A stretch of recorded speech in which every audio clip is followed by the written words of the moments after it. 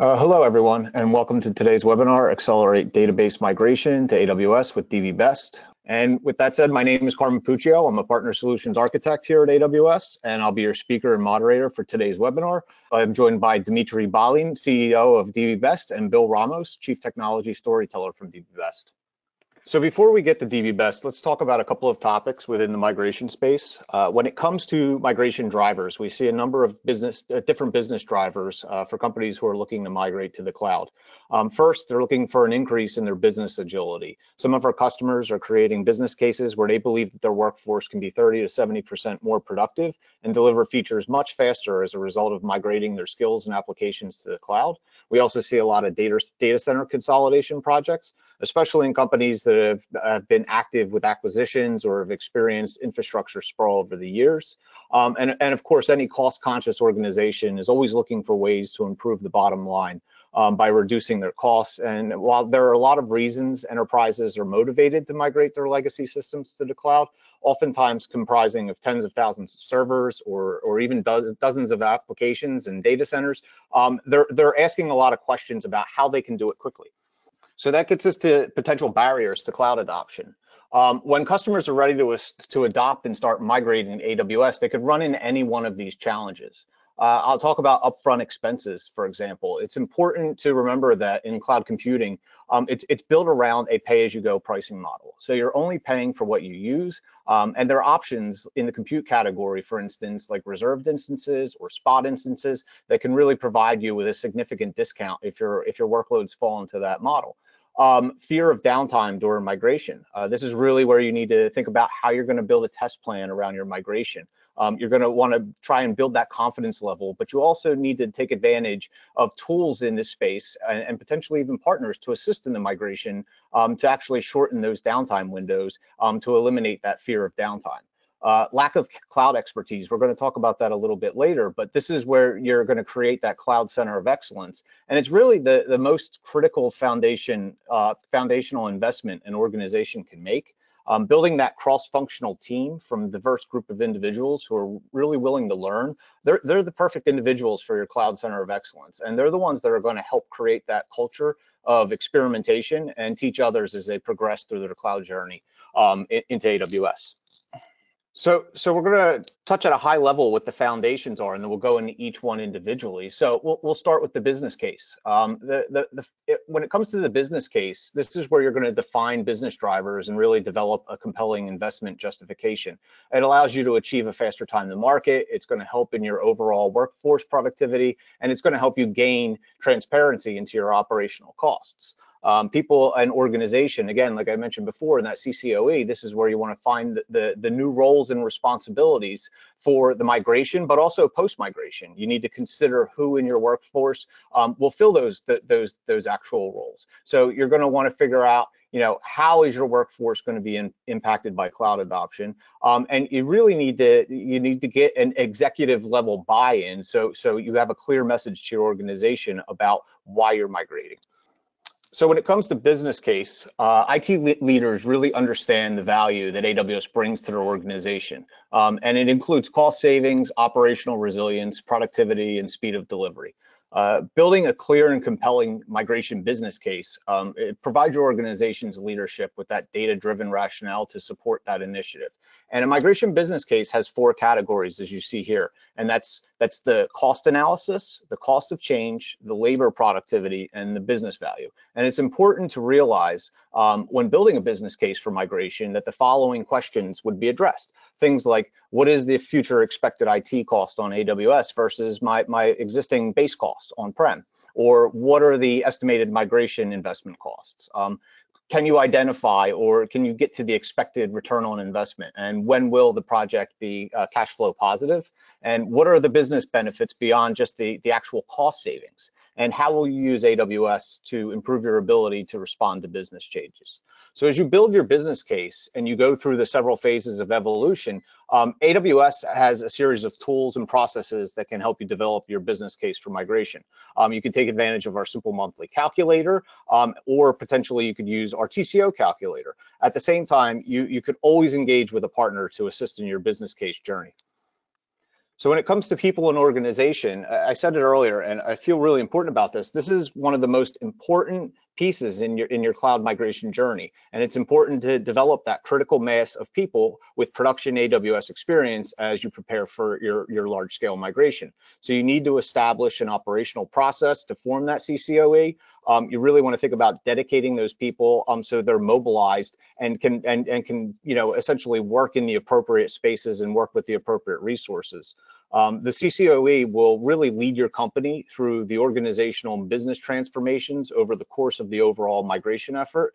And a CCOE is there to institutionalize best practices and governance standards and automation and help drive change throughout your organization.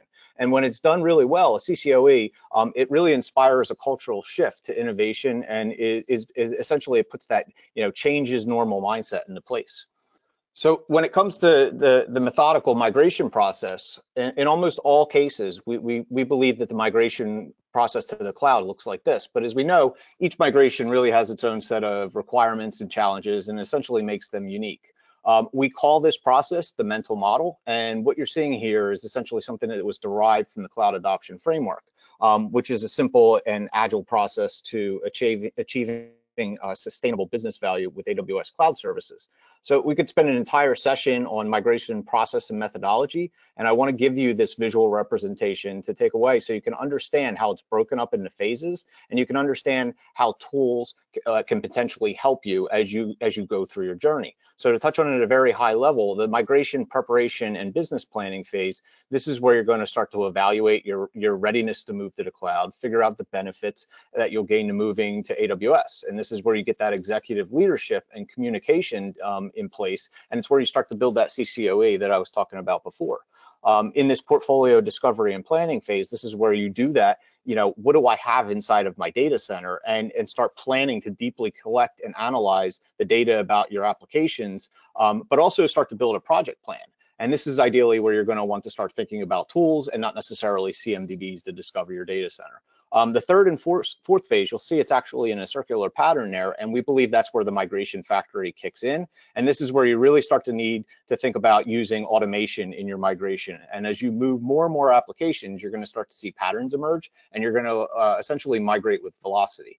And the last phase is the operate phase. And this is really where you take your application to the next level. So just because you've migrated your application doesn't mean you are necessarily done. And this is where you really need to put pen to paper and figure out how you can actually fine tune your application and consistently evolve it so you can realize the true benefits of the cloud. So what you're seeing here are the 6 common migration strategies. Sometimes you'll see them referred to as the R's of migration. It's important to realize here that there's really there's no one size fits all when migrating your application. There may be other patterns that are more appropriate for your workload, but as you can see, each pattern and each path has its own unique set of challenges, and you need to plan for each one individually to successfully complete your migration. So just because one path may seem shorter to execute doesn't necessarily mean that it won't come with its own operational challenges when it's time to optimize at the end of the migration chain, if you will. So it's really important to note that there are different tools and partners that will help you depending on the strategy that you choose. So when it comes to accelerating AWS migration, it's important to realize that assistance is available for you. So whether it be the AWS APN partners or AWS Professional Services or even the AWS Marketplace, all of these resources are here to help you. When it comes to figuring out how you can move your workloads over to AWS while really trying to figure out what's the low risk task for me, you can take advantage of any one of these resources to help you in your cloud migration journey. So with that said, I'd like to turn it over to Dimitri and Bill from DB Best to talk about how they can help. Thank you, Carmen. This is Dimitri. All right, so let me share what we at DB Best do around migrations.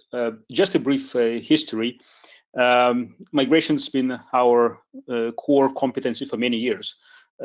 We started back in 2002 in the Bay Area as a teeny tiny startup, developed a technology to convert one dialect of SQL to another one.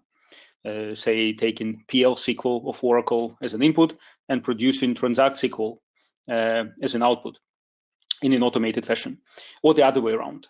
We ended up selling this technology to Microsoft back in 2005, and have been involved in many, I would say, hundreds of migrations from all sorts of platforms, legacy platforms, to the modern platforms for many years. Now, as AWS and Amazon have been taking off, and we've been engaged with more and more customers who wanted to move to AWS, we ended up developing a technology for Amazon and Amazon customers. So we created a schema conversion tool, and we've been developing and supporting the versions of SCT. And the intent is to automate conversion from a variety of different databases: Oracle, SQL Server, DB2, Teradata, Netezza, Greenplum, Vertica, over to the Amazon native platform, whether it's RDS or Aurora or Redshift. And so today, DB Best is a team of close to 350 people. We've got 8 offices worldwide, and we position ourselves as a one-stop shop, as a supermarket to help customers to manage data and applications in your organizations. We break down the world into 3 main categories. It's modernizations, and then helping to do database and application migrations, moving the workloads to RDS, moving them to Aurora, to Redshift, to DynamoDB, creating new solutions around BI and advanced analytics, mobile application development, machine learning, and providing managed services. So once systems applications go live,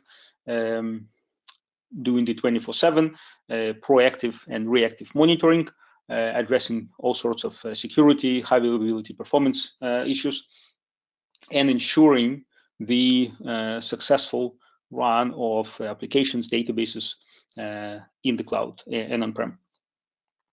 Now, let's talk specifically about migrations. We've seen it all sorts of source legacy applications that have been designed, developed a while back, 10, 15, 20 years ago, when there was no mobile, there was no cloud, there was no big data, no all sorts of data visualization tools. And so what we are seeing is a pretty typical trend. Customers do consider modernization as one of the strategic initiatives in the companies. And then when it comes down to the migration, there are different types of the migration that occur. One is, which is very popular, and as you see at the bottom of the screen, is the database migration. People saying, hey, I've got my Oracle-based application. I'm considering, I want to save on licensing. I want to modernize the entire database component, and I want to move it to Aurora. To do that, it requires obviously to move all the database objects, all the tables and indexes, constraints, store procedures, functions, packages, triggers, indexes, and remediate the application code. But the whole database migration story, this is one of the typical, very popular scenarios. The other one that is also quite popular, somewhat more complex, but still that just requires the modernization effort. That's the application modernization, as you can see it on at the top of the screen, and that involves getting off the many times legacy application frameworks, and it could be VB6, Delphi, Power Builder, say Oracle Forms is a good example, and getting the applications over to the modern architecture, serverless, with containers, with the perhaps JavaScript as a UI, but really re-architecting the apps as well as moving the databases. Now, for all the practical purposes, some customers saying, well, look, we want to take more kind of a phased approach. So we want to first get out of the data center, move it to AWS as is, and that becomes more lift and shift mode. So you can see that on the right-hand side. So that's really moving more to EC2, and then many times involves somewhat remediating the applications, while the overall look and feel of the apps remains kind of the same. And that's the easiest path to get out of the data center, get to the cloud, and then to run there.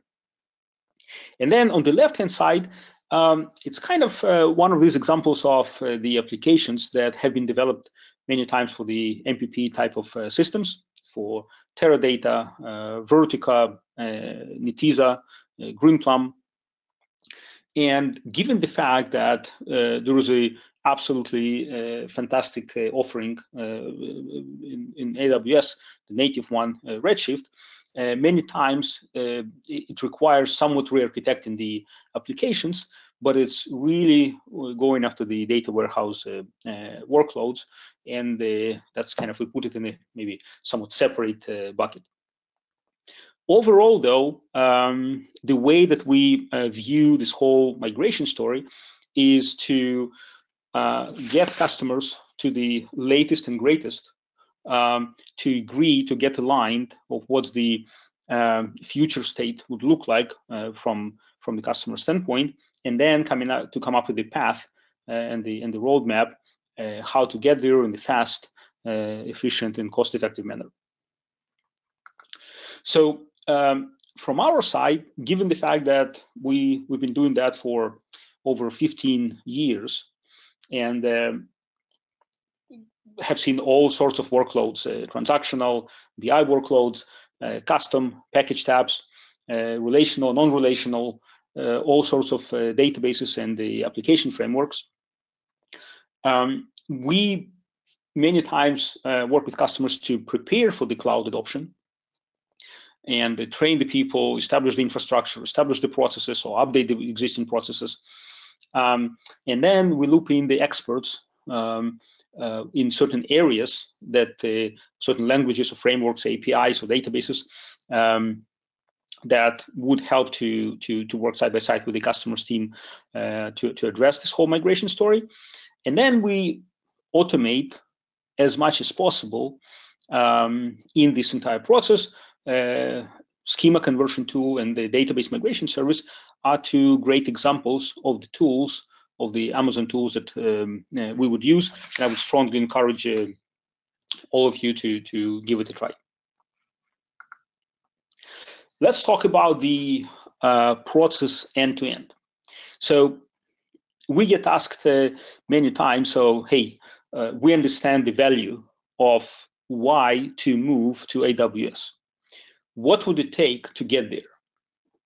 And unfortunately, there's no cookie cutter solution.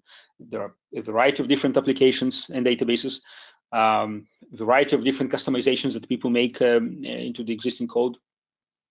At the end of the day, though, we broke down the entire process into what we call 12 steps.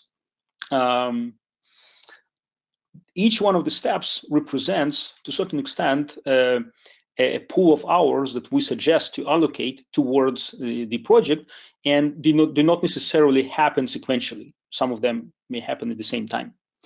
But this entire package represents the whole migration story, getting the applications from the point when they're up and running in production in the source system, say in the data center, and at the end when the system goes live, so the databases have been migrated, applications have been remediated, it's been tested, tuned, validated, and fully deployed in production in AWS. That's the 12-step process. And then on the right-hand side, in the effort breakdown, you can see a typical relative breakdown of the efforts for each one of the steps in this process. And so just for example, as you can see, to move or to convert database objects represents about 14% of the overall effort. Leveraging tools obviously helps, and that's why it's not way more than 14%, but usually there is still some manual effort left to be done to get the schema fully converted in, say, Aurora.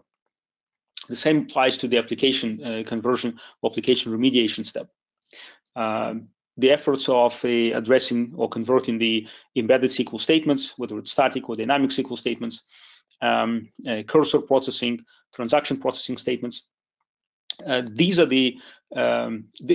that's the effort that the tools, SCT and others, they will help to reduce the time and automate it.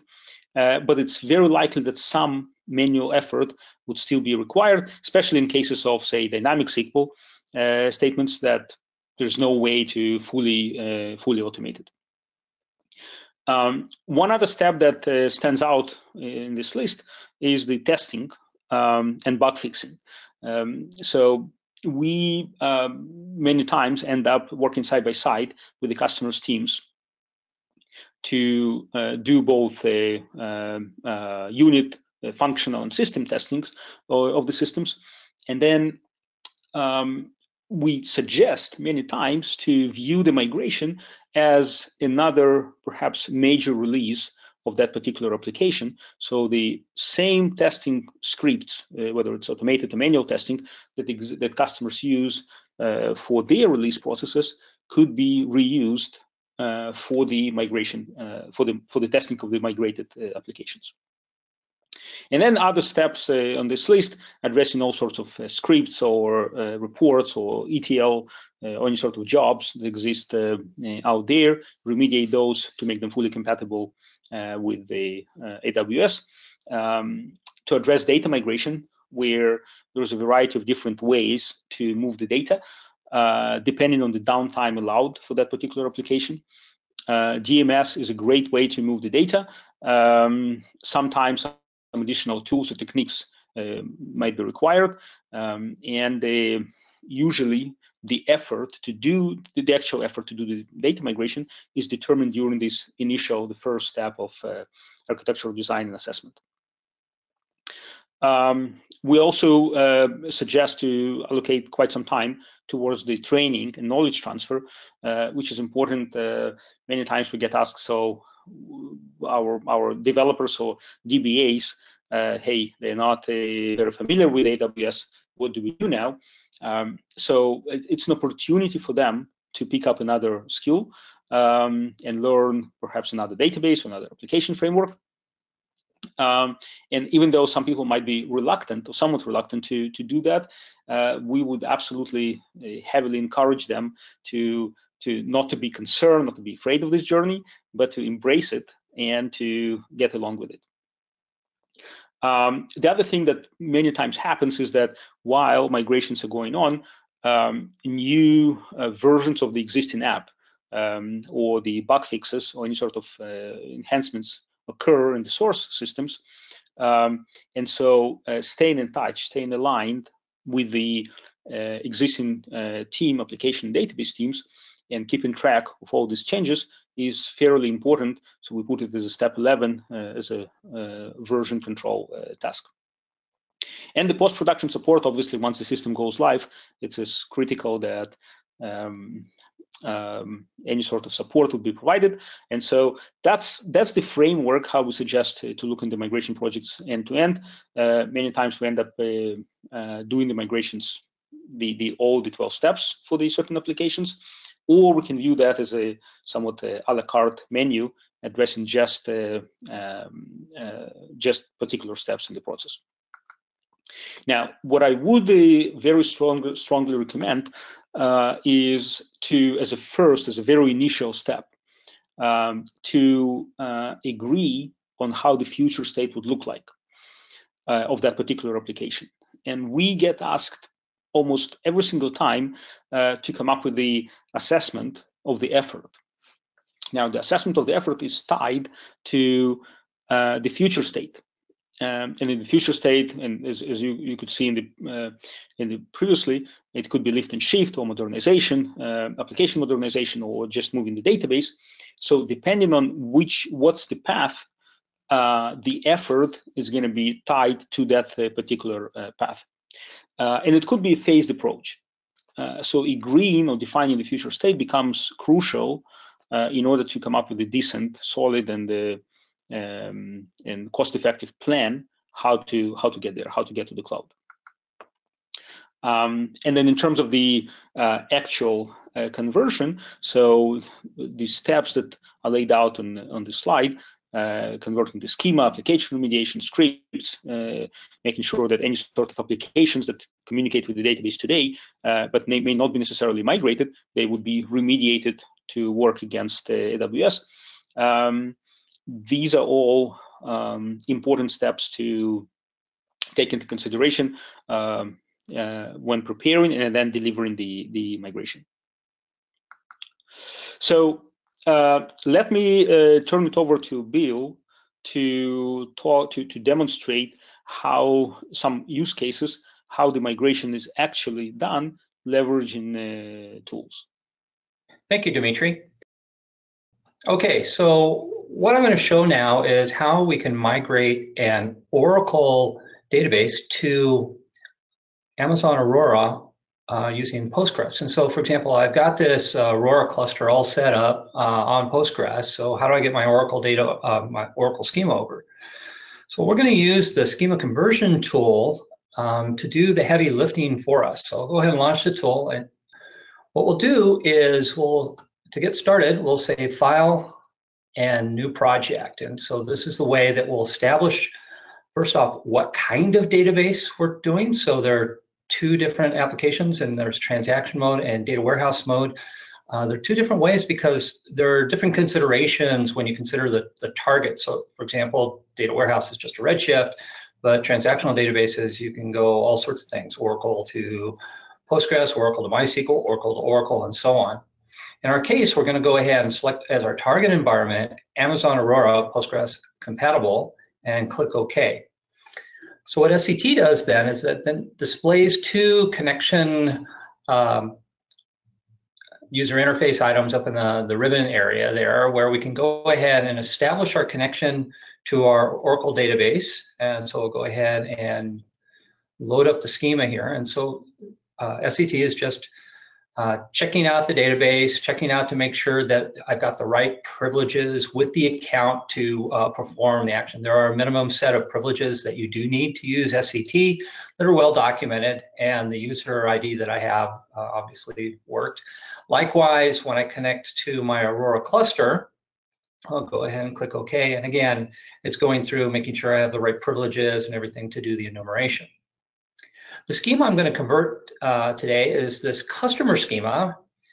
And in the customer schema, there are a variety of elements. So first off, what's happening when I click on here, SCT is trying to synchronize any existing customer schema on the Postgres database so that essentially as you navigate on either side, you can see what's going on. Now I already have the schema over here on my Postgres database. I'm going to go, I'll be overriding it here later on. So to see my schema objects, I can just drill through here. So for example, I've got all my tables, I've got my procedures and so on that I can enumerate and inspect to see what's going on. So when I click on, for example, this particular table here, I'll see both the version that it looks like over on the Oracle database, and I've got an example already that's on the Postgres side. But typically before you do any migration, the first thing you're going to do is run a report. And so I'm going to go ahead and click on customer and say create a report. This will give us an overall assessment of what SCT thinks is going to be where we're going to need to spend our attention as part of the migration process. So remember, schema conversion is typically 14% overall. I'd like to say that the schema conversion tool can do it all, but there are some things, depending on different practices within different shops, that Oracle developers will do that may not be readily, ANSI standard compliant. They use a lot of Oracle features. So for example, here, when we look at the report, there's some tables that are going to need some attention. There's an external table, for example, that links off to another data source that isn't supported in Postgres on Aurora.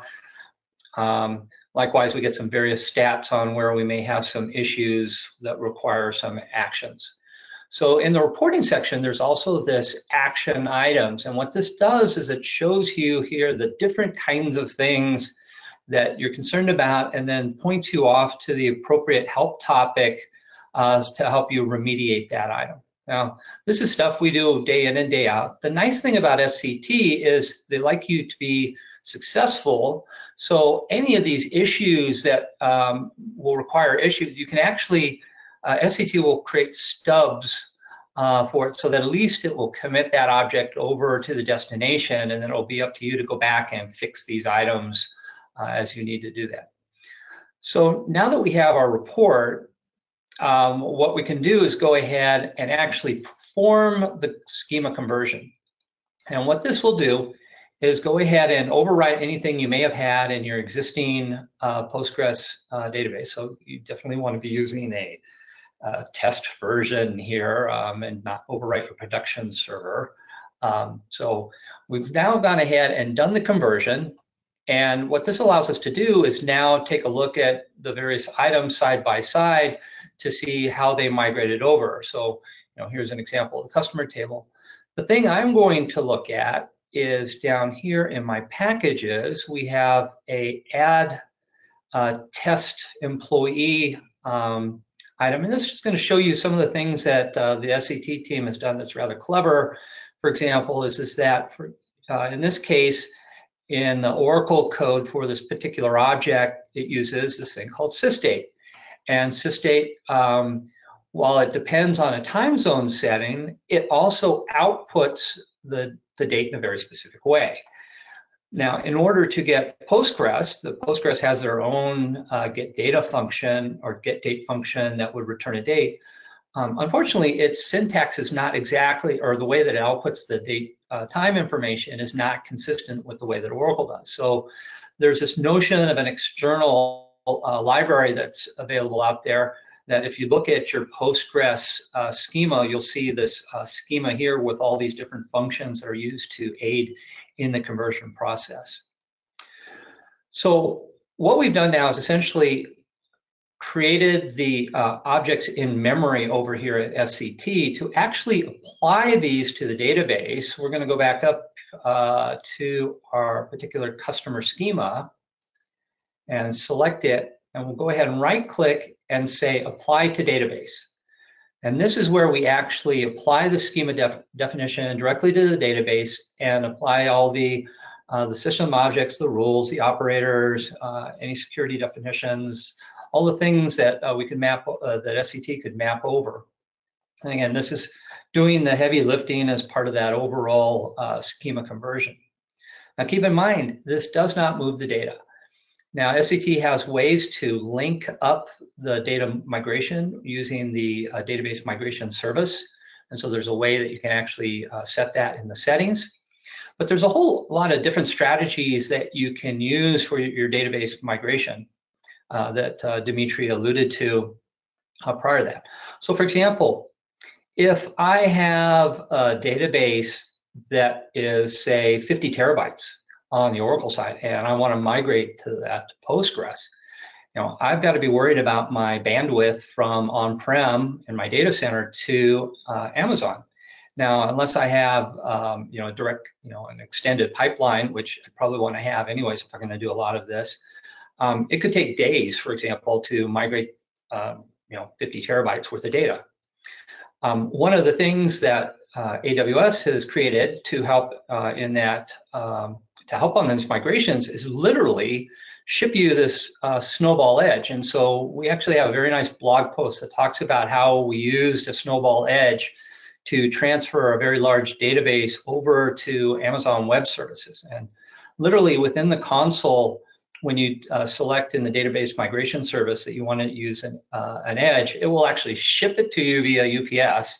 You plug it into your data center as close to your server as possible, using the fastest connection you can. And it sets up basically an S3 storage device that looks like an Amazon S3 storage that you can then export your data to. And so SCT will actually, once you get in your data center, you run the SCT project with the data through the database migration service, and it will automatically start the transfer of the data from your tables into CSV files or compressed CSV files onto the Snowball Edge. When that's all done, you essentially say, okay, I'm now ready to ship to Amazon, and they'll go ahead, and then you take the Snowball Edge to the UPS store, they'll ship it back, and then as soon as Amazon plugs it back into their data center, the data transfer then continues on to then load up, in this case, their Postgres database with your data.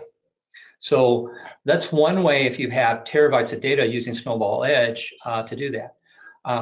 SCT through the database migration service also has other ways, again, through the basic DMS tool for migrating data and keeping track of the replicated data. In this case, we don't have a lot of data.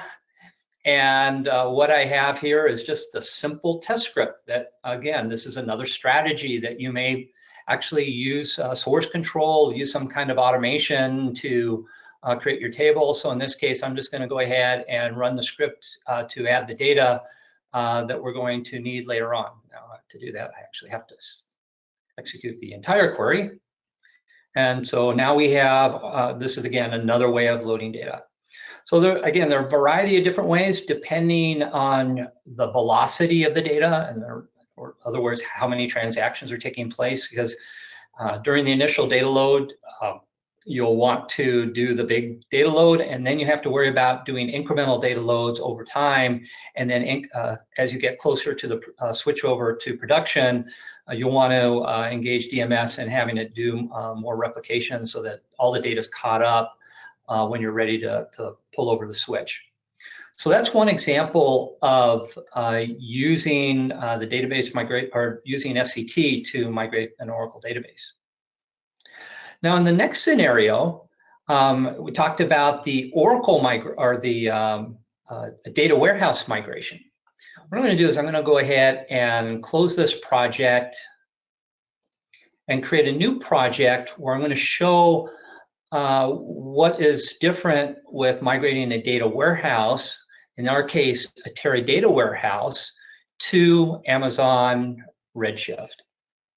We follow the same pattern here. Again, I'm going to go File, New Project, and here I select Data Warehouse, and then our source target. So in this case, Teradata. Now we actually find in our practice that there are quite a few Teradata customers that are looking for ways to potentially get off of Teradata and run their data warehouse workloads on Amazon Redshift. Teradata does have an offering on the marketplace for actually running it. They'll provision a Teradata cluster and use EC2 instances and manage it that way. But we find that the attractiveness of the platform of the services Redshift is a very easy sell to customers. And so we strongly encourage going to Redshift in these scenarios. So here I'm going to go ahead and connect to my Teradata system. Now this is going to be a really small system. Just representative of a basic schema, but it's going to have one very important kind of thing that will show off a little later on once I get connected to my Teradata system. And now I'll go ahead and connect to my Redshift. So it's using the same kind of pattern that we did before. You connect, loads up the schemas so that you can then go ahead and compare the various items. Okay. When you see a warning like this, what this is saying is that on the Amazon Redshift server, there are a bunch of schemas here that my particular account doesn't have privileges to. And so it's just letting me know, hey, you're probably, if you want to write to one of these schemas, you're going to need some additional rights from the owner of the Redshift cluster. Okay, so now what I'm going to do is going to go ahead and go to the end of my list here. I've got a lot of test cases we've been doing here with Teradata migrations for various customers. And I have an example here called TD glue test. In this scenario, we actually, well, I'll go ahead and once we get it connected and synchronized here, I'm going to go ahead and generate the, I'll actually do the schema conversion. Again, normally I would generate the report, and I'll go ahead and load statistics and continue. Now, the reason statistics are important is this is reminding me of one very important item here. With Redshift, you have to be particular about the optimization strategies that you use. Redshift does not have this notion of indexes. But what it does have is these things called distribution keys and sort keys. What SCT will do is you can have it based on statistics or information from the query log tables, or just from the structure of the, whether they're small tables or not. The Amazon team that wrote SCT came up with a way that allows you to fine tune, for example, what you want to use to, when it creates the tables, to set the appropriate distribution and sort keys. So for example, you may find through experience with your database that when you do the migration, that you can simply look at the notion of small tables, cardinality of indexes, and basically the fact table and dimension tables for your optimization strategy. When you go ahead and apply those changes, when you do the schema conversion, SCT will go ahead and apply these definitions to the generated source code. And this is really important because when you're using Redshift, if you have to change these items, you essentially have to drop the table and recreate it. And after you do a major data load, that gets a little expensive to always drop and recreate the data, either from your Teradata export or from your CSV files, or from, again, you can use Snowball again in your conversion. And this is reminding me, not in my next demo, to hit the apply button. So what it's just doing is going through and updating and going through the tables in my Teradata schema to understand what's going on. So I'll go ahead and close down this dialog. And then after I do that, I would then go ahead and right-click and convert the schema. In this case here, I'm not going to worry about it. Now, in terms of the schema mapping, there's one particular stored procedure that's an issue that we have here in our scenario, and this is with the pload data function. And the reason this is important is that Redshift doesn't support stored procedures. And here we have a stored procedure that actually needs to run. It turns out, and again, this is what we do as part of the analysis phase and the design phase, is we look at these stored procedures and see what is it that they do. And in this case, this stored procedure actually does some ETL kind of processes where it would go through and do the conversion. So what we have to do is come up with a different strategy, and the way we'll do that is we have a very good blog post that we have on this topic where we show how to use an AWS Glue ETL service for migrating your data over. And so like we did before, we would go ahead and do the schema conversion to our database, and that would go ahead and apply with the different statistics. And again, in this case, that procedure would be tagged as a potential issue that we'd have to rewrite, in our case, Amazon Glue. So that's it for our first set of demos. Dimitri, do you have anything else you might add? No, I think this SCT is really is a way to automate the conversion of the database object and the application code. It's not going to do most likely 100% of the conversion, but it's definitely a way to accelerate the conversion and such. Bill, do you want to talk about the testing aspect of this typical conversion process? Absolutely. So if we could go ahead and let's get the next demo scenario. In this case, we're going to show off using our database migration platform. This is a platform that we've created over time that will allow us to go ahead and automate the combination of using SCT, the database migration assistant, and so on. So I'm opening this up here and setting up a new project where I want to take, in this example, the Postgres database that we created, I want to create some test cases. And so what we do is we go ahead and connect to our database server, in this case, our Oracle server we just migrated from. And then we'll go ahead and set up the connection to our Postgres database. The reason this tool is important as I go through this is that we found that our migration team, we want to make sure that they have a very set way of doing things. And so essentially we created this environment to allow us to go ahead and do the automation of these different tasks. And we provide our team with a way to do this. Now, while this is not a product that we make available to customers right now, it is a tool that we use internally. We are looking on our product roadmap to actually make this available. So here what we're doing is just going ahead and in our employees table that we saw, that we had loaded the data up in Postgres, we're going to show how you can essentially create the test case based on a select query. And so when you click our select query template here, it will go through and just show you basically the SQL on the Oracle side and the SQL on the Postgres side. We automatically convert to SQL. We can do things like change the order by clause on either side, and then go ahead and we'll want to run that data. So what we do is we can change the queries, execute them. And so let's go ahead and take a look at that here. We can see the data now on our test results and then compare the two. So we see the data on our source and target, and we see that it compared. So this means that, very easily we are able to automate a given select statement and then be able to run the show the results both on the source and target area.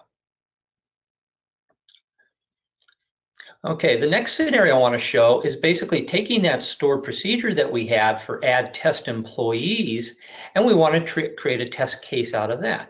So we'll go ahead and select it and then say, we'll go ahead and choose the option to call a routine. And so what this does is we'll go ahead and use a routine template to execute that stored procedure. And so in this case, we're actually going through now and creating the test case, which will execute an insert statement.